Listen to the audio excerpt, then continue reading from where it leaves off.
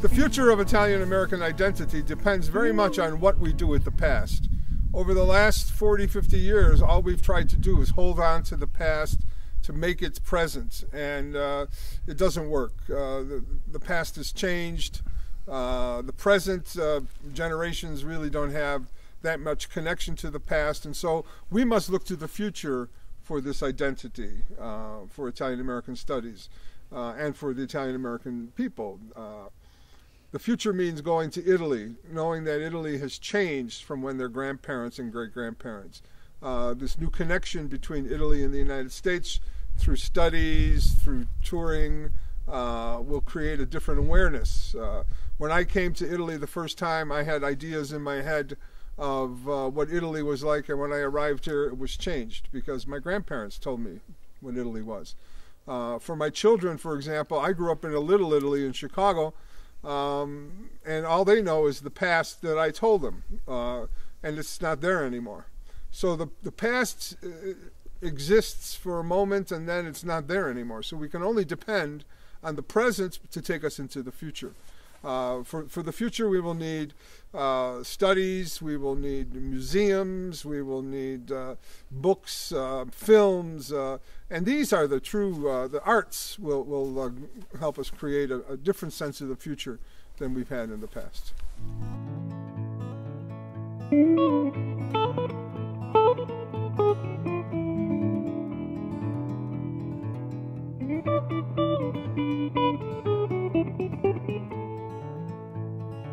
I was born in Chicago, Illinois. A little town outside of the city called Melrose Park, Illinois. It was a little Italy. My grandparents on my mother's side came from Bari, a little town called Castellana Grotte. And my father's mother's family comes from Basilicata, a little town called Trevino. And my father's family came from Wisconsin, Canada, and originally the Basque region of France, which is why I have the name Gardaphé. It's a French name. And I was the first grandson of all my grandparents in the United States, and had a very quiet childhood, very deeply in the Catholic Church. Had a very nice first communion, and then in 1963 my whole life changed when my father was killed. Prior to that, my godfather had been killed, but at that time they just told us he died. He was 25 years old. They said he just died on a golf course. I didn't understand. I was too young. 1963, my father gets killed, and my grandparents start watching over me. And I had two brothers, and one sister. So there's 4 of us all together. And we lived in the house that my grandparents gave us. I worked for him. He had a pawn shop, and my whole life changed. I essentially took the place of my father in the store. I went to work, I went to school, I took care of my brothers and sisters, and this was fine for 3 years, and then my grandfather was killed in the same business, the pawn shop. And then my life really changed, because then I had to take care of all the women in the family, my grandmother, my mother. I had to take care of the business. When we sold the business, my mother put me to work for a man who was very well connected to organized crime, I would say, but not his brother was more connected than he was. And so I worked in this business for 10 years, delivering restaurant supplies and doing other things. I've just written a book about this, and so you'll have to buy the book when it comes out. The 1972, the father of the men I worked for was killed in New York, and I was kind of freed to go on, and I ended up going away to the University of Wisconsin and became a professor and never came back. 1978, I went to Italy for the first time and changed my whole life. Prior to that, I was doing work on American writers, Walt Whitman and Mark Twain. And after I came back from Italy, I decided I wanted to do a thesis on Italian-American writers. I was at the University of Chicago. They wouldn't let me do that for a thesis. So I took my master's degree and I left. Took a job teaching at the Columbia College in Chicago, and started working and teaching and writing, doing my own research. And then University of Illinois gave me the opportunity to do my thesis there, which I finished in 1993 and got my PhD, a little bit older, but finished my thesis, and it became a book. It won the Fondazione Giovanni Agnelli Prize in the Minister of Foreign Affairs, and it also was published by Duke University Press. So that was the beginning of my work in Italian American Studies.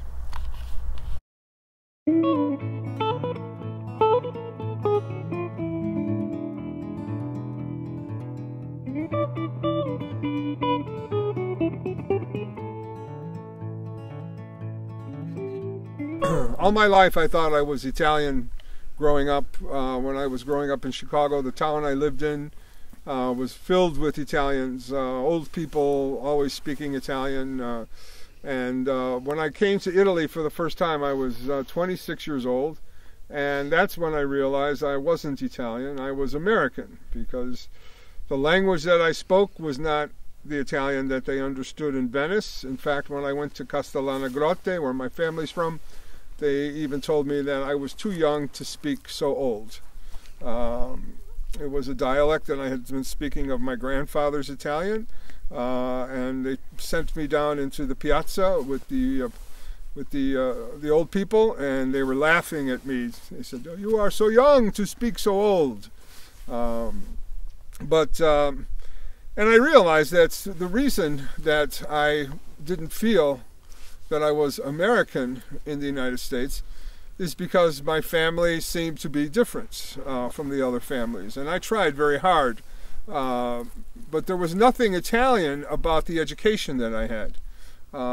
Maybe we learned a little bit of music, a little bit of arts, but there was no history of my family. The only history I knew was the stories that my grandparents told of the old country, which for them was Italy.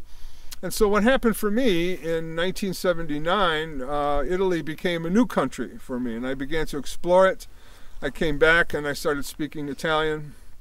I started to study Italian, and it created this new identity for me, which was, I say, it was a born-again Italian. I was very obnoxious. I would only speak Italian, drink espresso whenever I could find it, and every summer I would come back and spend in Italy. And so what I had there was this strong sense of being Italian-American. I wasn't Italian, I wasn't American, I was Italian-American. So when I started studying at the university, at graduate school, I was studying African-American, Jewish-American literature, Asian-American literature, Latino literature, and I started wondering, is there such a thing as Italian-American literature? And I began to study and read as much as I could, and began to fashion my own identity out of the materials that I studied. And I read every book that I could find, every book, from Richard Gambino's Blood of My Blood, Jerry Mangione's work, everybody, Pietro Di Donato, and I continued and continued and continued until I said, this this is the foundation of my life. I began to really feel like I was connected to a past that I had not had before. And so this connection enabled me to then create Italian American Studies.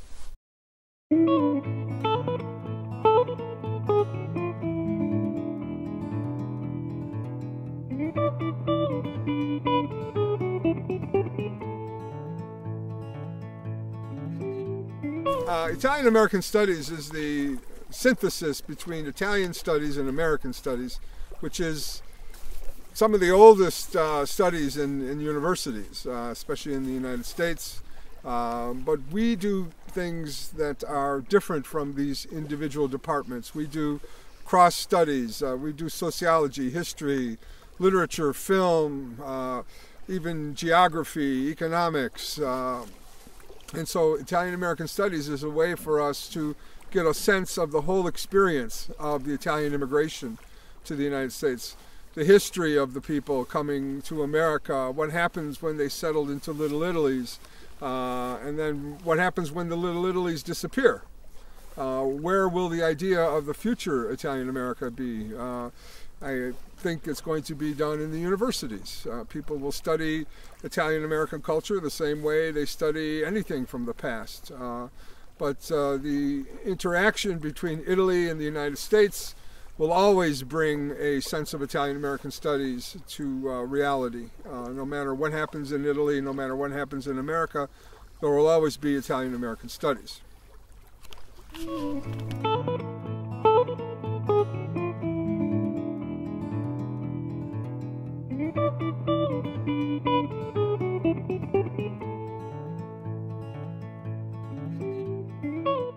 At a conference a few years ago, I made the statement that the future of Italian American studies is in Italy. And people in Italy were wondering, what do you mean? Italy has no resources, we are in crisis. You know, what do you mean? The future of everything is in America, everybody wants to go to America. And I said, no, the future of Italy is here because you have valuable resources. They said, we have nothing, no resources.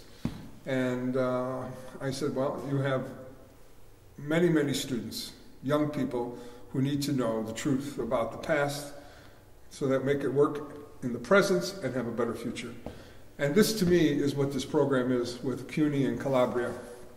An opportunity for us in America to come and learn about contemporary Italy while we are teaching about Italian American studies to people who have never had it. And what happens when you teach Italian American studies, you learn a different part of America. You also help the students learn what it's like to be a country in which immigrants are coming to. And so this racism that we experience in America is a good lesson to learn in Italy. And the value of the culture of the past is a good lesson to learn. I always tell my students, you want to see what Italy was like in the past, come to America. You want to see what Italy is like in the future, go to Italy. And so for me, this connection between Italy and the United States is so important, and the program between UNICAL and CUNY is just the beginning of what we think will be the future of Italian American studies. We would like to see more programs, not just at UNICAL but other places, but especially in places like UNICAL, which is one of the largest sources of migration to the United States and to South America. So we're hoping that in the future we will have many programs. We're going to do a summer program for graduate students and for professors who want to come and learn Italian American studies, and I think it's a very good way for us to learn the best of both these cultures.